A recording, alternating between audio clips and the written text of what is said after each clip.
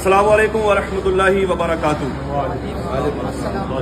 ایک ضروری پیغام شادی کے نام میں مبارکباد پیش کرتا ہوں اس نوجوان کو اور اس کے والد گرامی کو جو کہ اس کا جو صحیح وقت پر نکاح کیا۔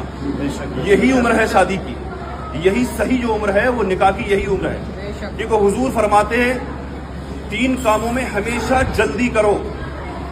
ایک جب نماز کا وقت ہو جائے تو نماز ادا کرنے میں دیر مت کرو۔ حضور فرماتے ہیں جب کسی کا انتقال ہو جائے اور جب اس کو غسل دے دیا جائے تو اس کو دفنانے میں جلدی کرو۔ اور تیسرا حضور فرماتے ہیں جب بچہ بالغ ہو جائے، شادی کے لیے تیار ہو جائے تو اس کا نکاح کرنے میں جلدی کرو، کیونکہ نکاح سے آدھا ایمان مکمل ہو جاتا ہے۔ نکاح کے بعد نکاح ایک عبادت ہے، نکاح سنت ہے لیکن نکاح ایک عبادت ہے، اس لیے کہ جب بچہ بالغ ہو جاتا ہے، جب اس کا نکاح کر دیا جاتا ہے تو وہ گناہوں کے راستے سے بچ جاتا ہے، اپنی ذمہ داریوں کو سمجھنے لگتا ہے۔ جب ذمہ داری میں پڑے گا اپنے، تو اس کے بعد جو اس کا ذہن ادھر ادھر نہیں بھٹکے گا۔ اس لیے یہ بہت ضروری یہ پیغام ہے۔ کس طرح کی بات کرتے ہیں کہ بچہ اپنے پیروں پر کھڑا ہو جائے؟ ارے اللہ فرماتا ہے کہ تم نکاح کرو، پیروں پر ہم کھڑا کر دیں گے۔ اس لیے یہ ضروری پیغام ہے، اس کو شیئر کرنا ہماری ذمہ داری ہے، اس کو آگے بڑھانا، نوجوانوں تک آگے بڑھانا، بزرگوں تک جن کے بچے بالغ ہو چکے ہیں وہ اس طرح کی جو بات کرتے ہیں کہ بچہ اپنے پیروں پر کھڑا ہو جائے۔ ارے اللہ فرماتا ہے کہ تم نکاح کرو، ہم پیروں پر کھڑا کر دیں گے۔ جانے کتنی ایسی مثالیں ہمیں آپ کو دیکھنے کے لیے مل جائیں گی، جانے کتنی ایسی مثالیں ہمیں دیکھنے کے لیے مل جائیں گی کہ جب شادی سے پہلے جب لڑکا تھا تو وہ کچھ نہیں کماتا تھا، لیکن نکاح ہوتے ہی فوراً وہ کامیابی کی طرف بڑھتا نظر آتا ہے۔ اتنی مثالیں حضرت، بہت ساری مثالیں۔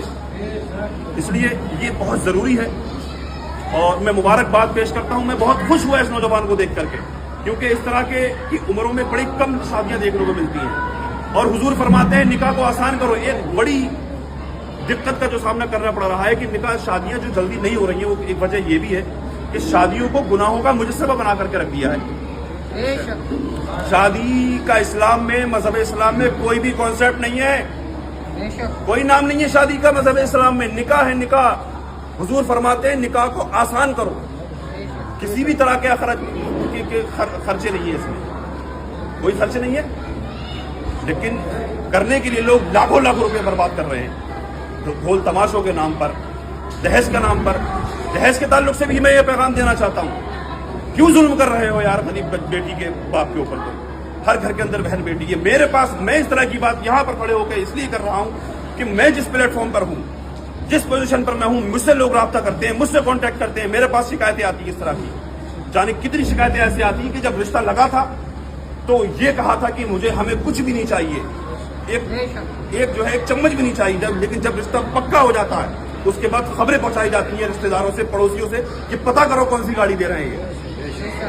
اس طرح کی بھی خبر مجھ تک پہنچی ہے کہ اگر ایک پریس نہیں نکلی سامان میں تو سانس کھائے لے رہی ہے لڑکی کو، بہو کو اپنی، کہ کیا دیکھا محلے میں اگر شادی کہیں ہو رہی ہے تو دیکھنے کے بعد میں کہہ رہی ہے، تانے دے رہی ہے آ کر کے کہ دیکھ کتنا ملا ہے اس کو۔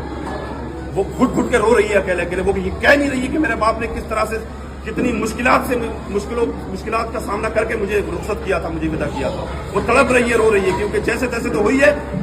ہمارے ملک کے حالات تو یہ ہے، نوجوانوں کے حالات یہ ہے، ایک جب کنواری لڑکی ہوتی ہے تو شادی ہونا مشکل ہو جاتی ہے، لیکن خدا نہ خواستہ اگر وہ چھوٹ جاتی ہے، کسی طرح سے کچھ ہو جاتا ہے تو اس کو طلاق شدہ نہ جانے کس طرح کے الزامات لگا کر کے اس کو سڑنے کے لیے چھوڑ دیا جاتا ہے، اس کو اپنانے کے لیے کوئی تیار نہیں ہوتا۔ دل ٹوٹا ہوا ہے، واہ خدا میں اس بات کو کہہ رہا ہوں۔ میرے پاس دینی شکایتیں آ رہی ہیں، بہت ظلم ہو رہا ہے، کیونکہ کل ہمیں بھی ایک لڑکی کا باپ بننا ہے، اس کو ختم کیا جائے۔ ارے اپنے دم پر کماؤ نا، اپنے دم پر خریدو نا بلٹ، اپنے دم پر خریدو گاڑیاں۔ اس لیے میرا جو کام ہے، میرا یہ فرض بنتا ہے اس طرح کی بات کرنا۔ اس لیے اللہ پاک ہدایت عطا فرمائے، سمجھ عطا فرمائے۔ جتنی بھی باتیں میں نے کی ہیں ان پر ہمیں عمل کرنے کی اللہ پاک توفیق عطا فرمائے۔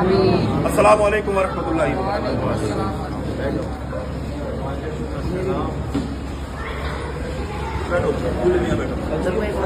पैसे मिले यार।